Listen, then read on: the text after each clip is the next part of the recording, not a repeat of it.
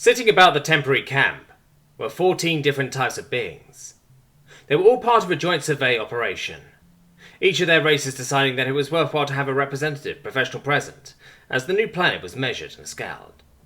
The verdict would heavily impact what percentages of land and airspace were shared with what species, and the planet was moderately sought after.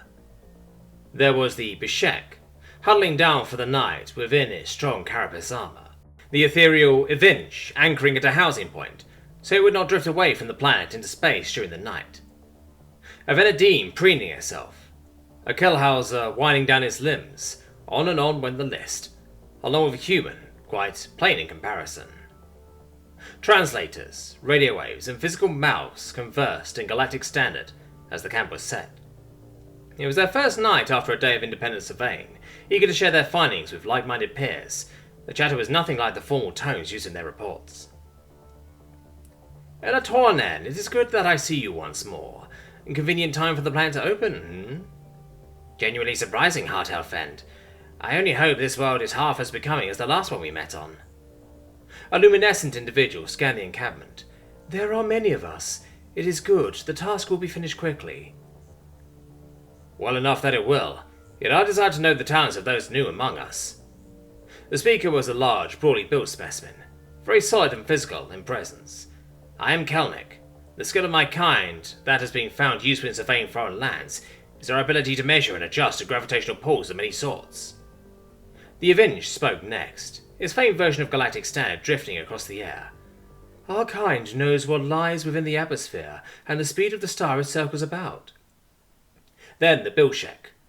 We measure the dangers of the world. Our armor nigh impenetrable. If one of us can be killed, it is a harsh place indeed.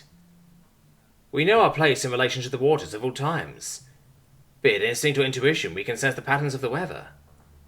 On and on it went, with the various species speaking to their abilities and how they related to the process of surveying. Everyone in the camp spoke, save for the human. Yet, eventually, each eye and ear was turned towards this new being, curious to know what innate skill brought it among the ranks of surveyors. The human set down a sandwich. Sorry, I don't have anything like those things. The most I can do is walk really far, but I also have asthma. Define, please. A respiratory issue that makes it difficult for me to be active too long. This seems self-defeating. Have you brought up the glitch with your programmers? Not everyone's a construct, Vornik. Human, or if you have a name. Sarah. Sarah, then. How is it that you come among the surveyors if your only skill is to walk far, but also not? Sarah patted a bag beside her. It was almost as large as her torso. Everything I need is right in here. Elevation, atmospheric composition, air pressure, geospatial positioning. I can do most everything a surveyor needs to do.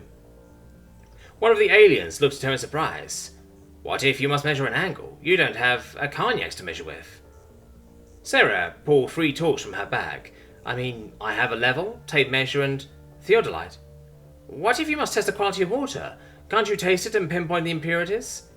She pulled out a couple transparent tubes. My test kit's all right. But the weather? The human pulled out a small box with a screen on it, with a deadpan look on her face. Gravity? A simple tube with lines and a ball inside it. Light levels and radiation. Another box with matte black on one side. The distance from the planet to the sun? A small, thin pair of rods. Sarah held out her hands, palms up, fingertips up. Look, if you all want me to empty out my bag and explain everything, I can, but I'm getting tired. It's been a long day.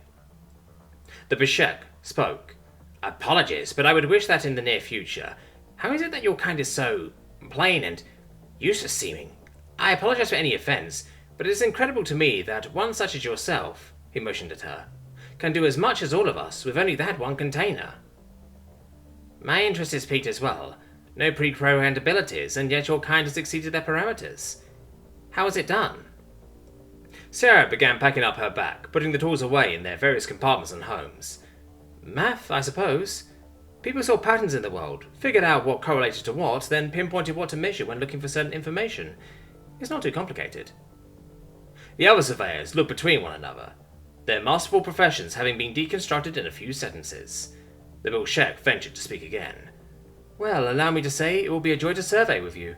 I look forward to learning more of your items. Though I must ask, if your species skill is not in surveying, then what? Surely there must be something beside it. He curled up into his shell, insulated from the outside temperatures. Of course. Surely something comes to mind, even if unrelated to our task at hand. I see you brought not much more than that bag. Do you self-regulate, or create a thermal barrier about yourself? Sarah looked up from where she was setting down a pad and a sleeping bag. In a sense, yes. That's what these are for. But surely there has to be something. The human crawled into her sleeping setup. Again, it's probably running, but I'm terrible at that. Good night, everyone.